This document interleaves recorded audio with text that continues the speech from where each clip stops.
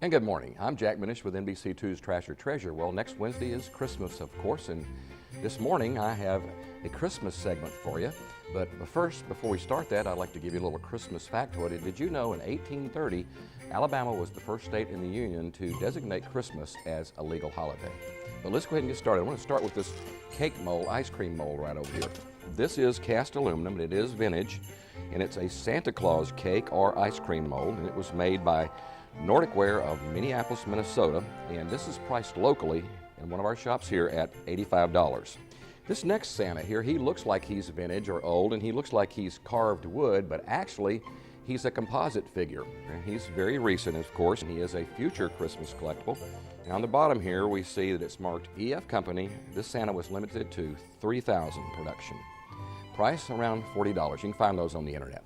And speaking of Santa, Macy's department store of New York City was the first to have jolly old St. Nick in their department store, way back in 1870. Now, this photo I'm showing you today, this black and white, this is actually from 1942.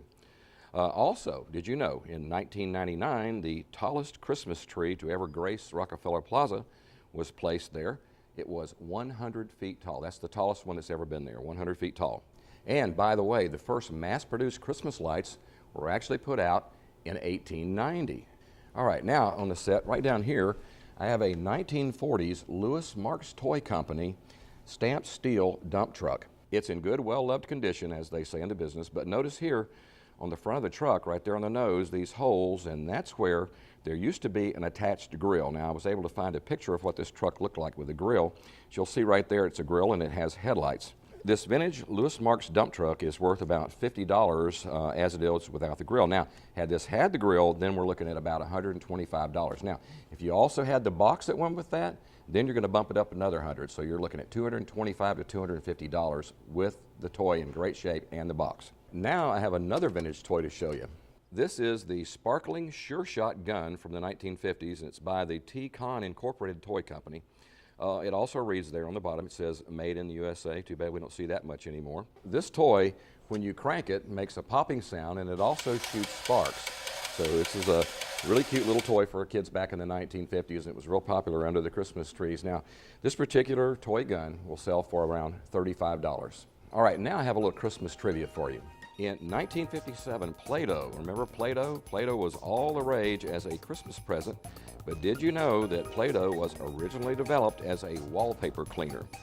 Okay, in 1983, the Cabbage Patch doll caused a frenzy unseen like never before, and it made the top of the list for kids' Christmas present gift buying. Now, in 1995, we had the Beanie Baby. It was #1 selling toy found under the Christmas tree that year. And recently, Legos, the interlocking blocks from Denmark, are a gigantic seller and have been for several years now. And as of this date, the Lego Group has produced more than 560 billion with a B, parts for their Lego toys. I'm Jack Minish with NBC2's Trash or Treasure, and I'd like to wish you and yours a very, very Merry Christmas and a very happy holiday season.